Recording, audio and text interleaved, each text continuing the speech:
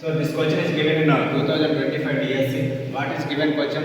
Attributing life to non-living beings. Options. So egocentrism. Second option objective permanency. Third option animism. Fourth option superegocentrism. తెలుగులో చూస్తే జీవనైన వస్తువులకు జీవాన్ని ఆపాదించడము dash అహం కేంద్రవాదము వస్తు స్థిరత్వవాదము సర్వాత్మవాదము అధ్యాహవాదము. So ఈ కొంచెం జనరల్గా మనం చూసినట్లయితే మానసిక వికాసము గురించి సంబంధించింది. ఇది పియాజే తెలియజేసిన మానసిక వికాసం సంజ్ఞానాత్మక వికాసం ఏ విధంగా మానసిక వికాసం పిల్లవాళ్ళు డెవలప్మెంట్ అవుతుందో విషయం గురించి చెప్పేటప్పుడు దాంట్లో తీసుకున్న క్వశ్చన్ ఇది. సో పియాజే మనకి మానసిక వికాసాన్ని జరిగే విధానంలో 4 దశలుగా 4 స్టేజెస్గా చెప్పడం జరిగింది. సో 4 స్టేజెస్లో ఫస్ట్ చూస్తే సంవేదన చాలక దశ, సెన్సర్ మోటార్ స్టేజ్, 2 పూర్వ ప్రచాలక దశ, మూర్త ప్రచాలక దశ, 4 అమూర్త ప్రచాలక దశ. సో దాంట్లో మనం చూస్తే ఫస్ట్ సంవేదన చాలక దశలో చూసినట్లయితే సో మోటార్ సెన్సర్ దశలో చూసినట్లయితే మనము పిల్లవాడికి మనం సాధారణంగా కనిపించే 8 నుంచి 12 సంవత్సరాల్లో వస్తు స్థిరత్వ భావన అనేది కనిపించడం జరుగుతుంది. 8 నుంచి 12 నెలలు టైంలో వస్తు స్థిరత్వ భావన కనిపించడం జరుగుతుంది. అనగా ప్రతి వస్తువు ఒక దగ్గర ఏదో ఒక దగ్గర స్థిరంగా ఉండడం జరుగుతుందనే భావన పిల్లవాళ్ళలో డెవలప్మెంట్ అవ్వడం జరుగుతుంది. సో అందుకోసం తల్లి కనిపించలేనప్పటికీ తల్లి ఏదో ఒక ప్లేస్లో ఉందనే భావంతో తల్లి బ్రతకడం జరగడం జరుగుతుంది.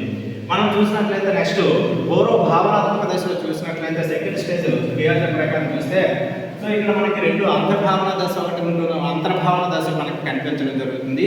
ఈ అంతర్భావన దశలో మనకి 2 భావనలు కనిపించడం జరుగుతుంది. అంతర్భావన దశలో ఒకటి అహం కేంద్రవాదము, 2 సర్వాత్మవాదం అనేది కనిపించడం జరుగుతుంది.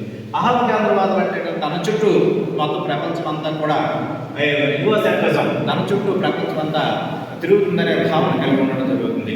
అందుకోసమే ప్రతిదీ చందమామ చూసినట్టునే చందమామ కూడా పిల్లవాడు ఎక్కడికి వెళ్తే అక్కడికే కనిపించడం జరుగుతుంది. కాబట్టి నా వెంటనే చందమామ కూడా వస్తుందనే భావన కలగడం. సో అందుకోసం అహం కేంద్రం అంటాం, ఈగోసెంట్రిజం అంటాం. సో నెక్స్ట్ చూసినట్లయితే ప్రతి వస్తువు కూడా జీవం ఉందనేది ఆపాదించడం జరుగుతుంది.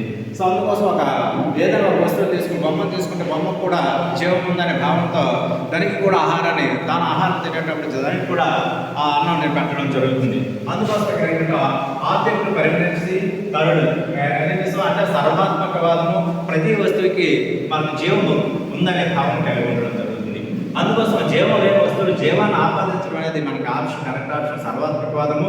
అయితే అధ్యాహవాదం అనేది మనకి ఎక్కడ సిగ్మండ్ ఫ్రాయిడ్ ప్రకారం మనకి అధ్యాహం అనేది సూపర్ ఈగో సెంటర్ కనిపిస్తుంది. అంటే అహమును సో నియంత్రించేది ఏంటంటే అధ్యాహం. సో అదే ఎక్కడ కనిపించడం జరుగుతుంది? సిగ్మండ్ ఫ్రాయిడ్ ప్రకారము అధ్యాహం కనిపించడం జరుగుతుంది. ఇప్పుడు దీనికి కరెక్ట్ ఆన్సర్ ఏంటంటే జీవమైన వస్తువు జీవాన్ని ఆపాదించడం అనేది సర్వాత్మకవాదము గౌరవ భావనాత్మక దశలో మనకి ఇది కనిపించడం జరుగుతుంది. సో సర్వాత్మకవాదం అనేది కరెక్ట్ ఆన్సర్గా మనము తీసుకోవచ్చు. Okay, thank you.